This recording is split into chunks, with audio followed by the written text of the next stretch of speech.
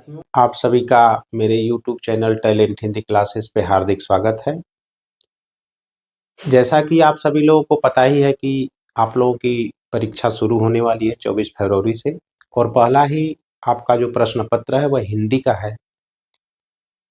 उसी संबंध में मैं आज आप लोगों के लिए सबसे इम्पोर्टेंट जो टॉपिक है जीवन परिचय, वह मैं सूरदास जी का जीवन परिचय लेकर के आप लोगों के समक्ष उपस्थित हुआ हूँ। और आपके पेपर में जीवन परिचय 5 नंबर का आता है, इस बात को आप ध्यान रखिएगा। अगली वीडियो मेरी थी वह तुलसीदास जी के जीवन पर थी। ये मेरी जो वीडियो है वह महाकवि सूरदास जी के जीवन परिचय पे है।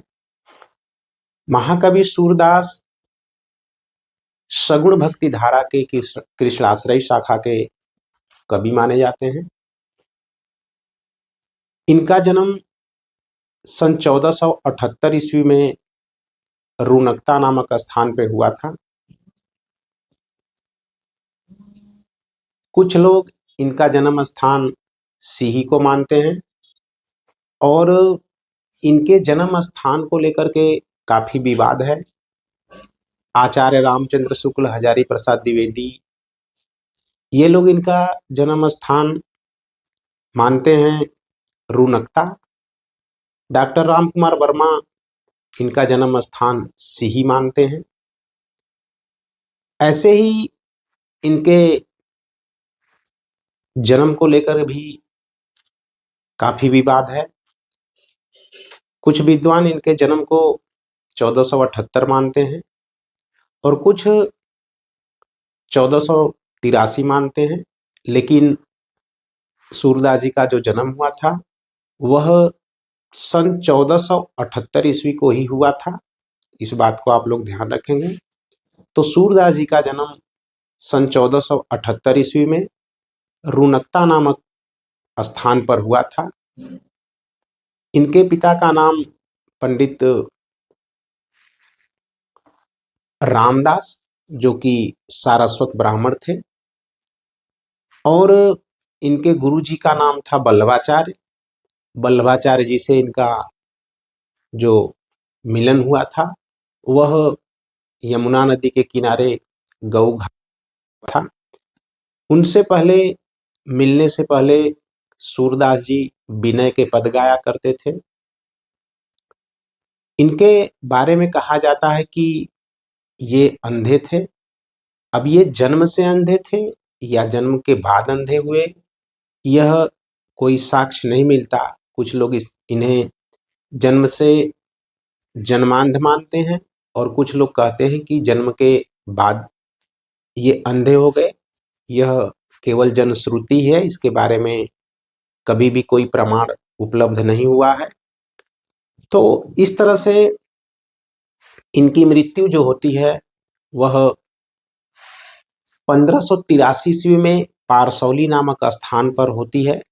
और जब इनकी मृत्यु होती है तो विट्ठलनाथ शोकार्त होकर के, शोक में व्याकुल होकर के कहते हैं कि पुष्टि मार्ग को जहाज जात है, सो जाको कछु लेना हो सो लेई। यह कथन विट्ठलदास जी द्वारा कहा गया है सूरदास जी की मृत्यु पर। उन्हें काफी गहरा सदमा लगा था, इसलिए उन्होंने ऐसा कहा कि पुष्टि मार्ग को जहाज जात है, सो जाको कछु लेना हो सो लेई। अब इनकी बातें आती हैं रचनाओं की कि सूरदास जी की केवल 3 ही उपलब्ध प्रामाणिक रचनाएं मानी जाती हैं: सूर सागर, सूर सारावली और साहित्य लहरी। इन्हीं तीनों रचनाओं के कारण ये अपनी साहित्य में पहचान बना रखे हैं।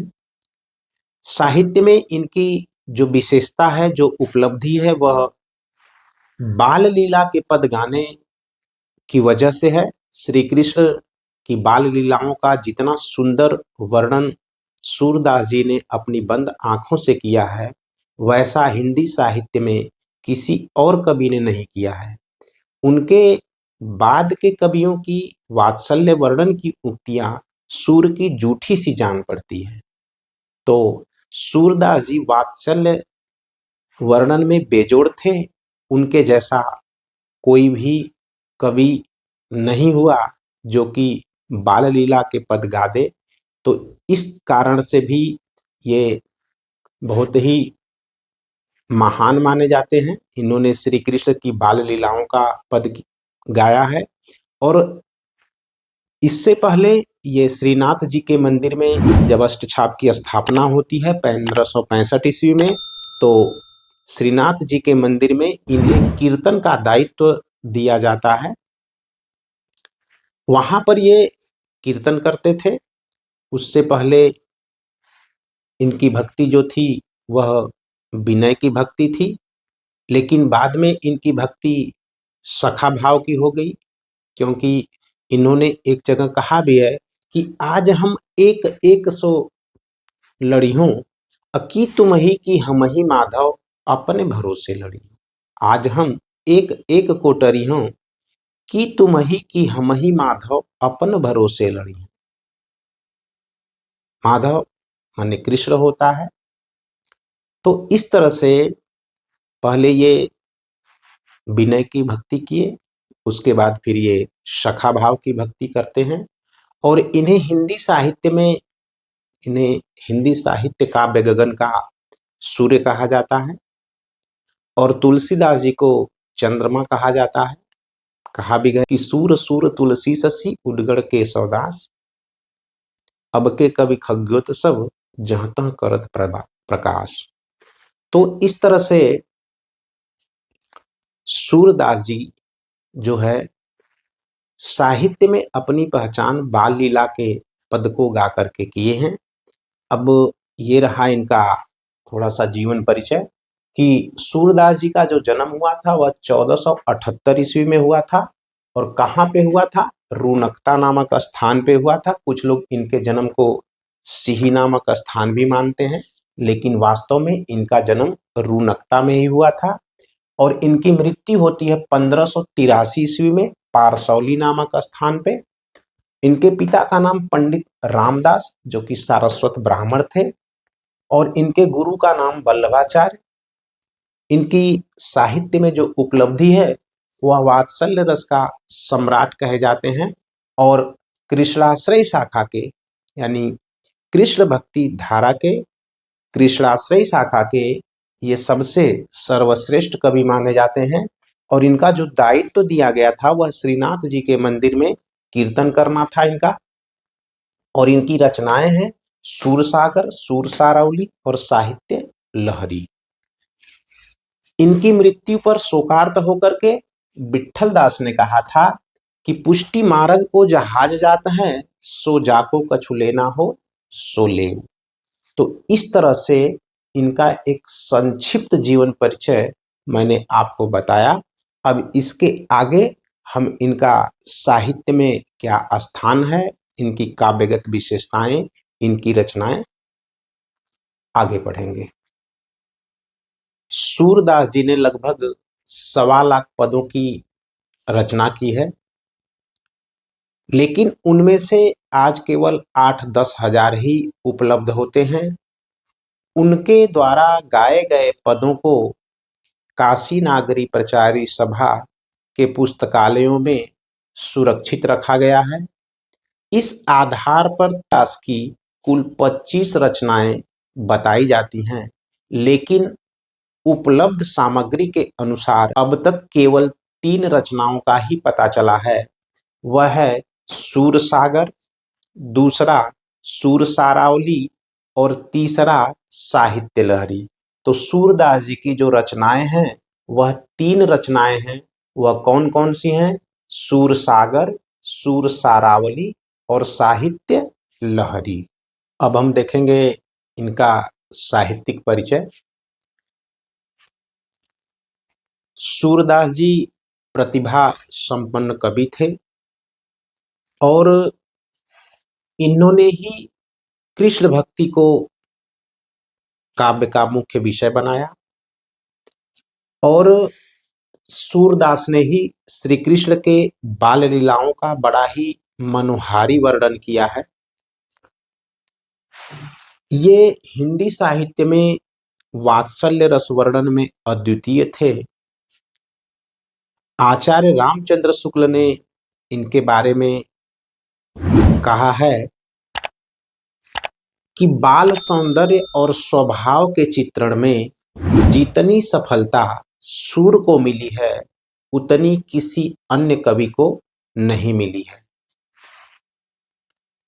वे अपनी बंद आंखों से वात्सल्य का कोना कोना झांक आए हैं। आगे आने वाले कवियों की वात्सल्य और श्रृंगार की उक्तियां सूर की जूठी सी जान पड़ती हैं।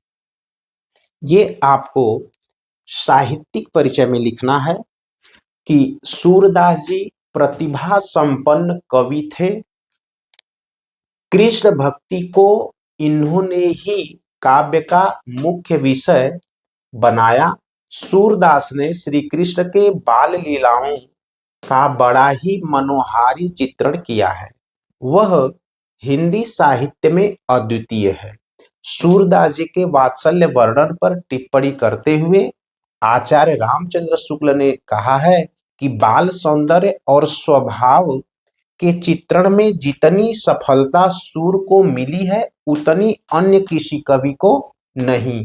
वे अपनी बंद आंखों से वात्सल्य का कोना कोना झांक आए हैं। आगे आने वाले कवियों की श्रृंगार और वात्सल्य की उक्तियां सूर की जूठी सी जान पड़ती है। तो ये रहा इनका साहित्यिक परिचय।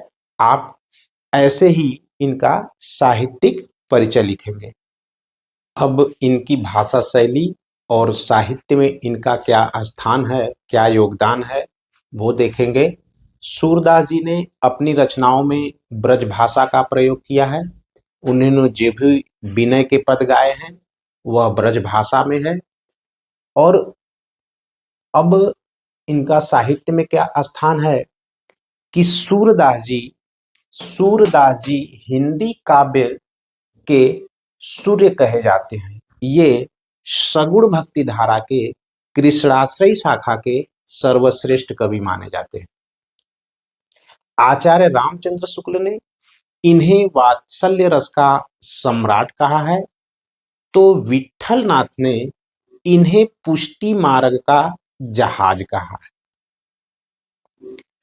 इन्होंने श्री कृष्ण की बाल लीलाओं का जो मनोरम चित्रण प्रस्तुत किया है वह हिंदी साहित्य में अद्वितीय है, बेजोड़ है।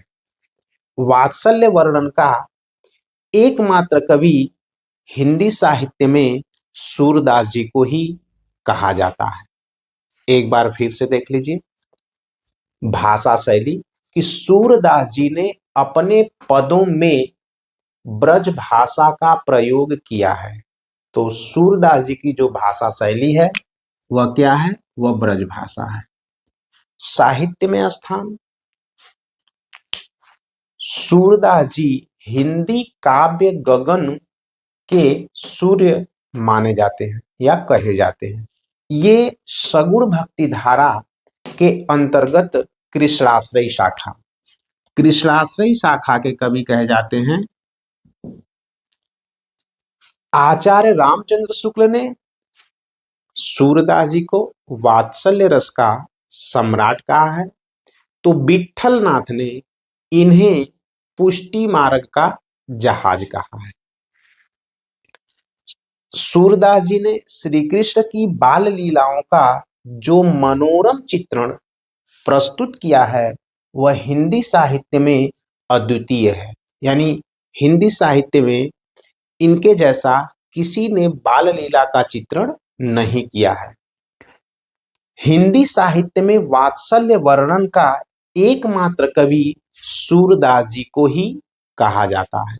तो इतना आप लोग साहित्य में स्थान के अंतर्गत लिखेंगे। तो ये रहा आप लोगों के समक्ष सूरदास जी का संपूर्ण जीवन परिचय, उनकी रचनाएं, उनका जन्म, मृत्यु, साहित्य में स्थान, भाषा शैली, काव्यगत विशेषताएं। तो ये आपका जो प्रश्न है वह 5 अंकों का है। इसे आप याद रखेंगे यह निश्चित आएगा आपके प्रश्न परीक्षा में, तो ज़रूर से ज़रूर आप याद रखेंगे। अगली वीडियो मैं आप लोगों के लिए खंड काव्य लेकर उपस्थित होऊंगा।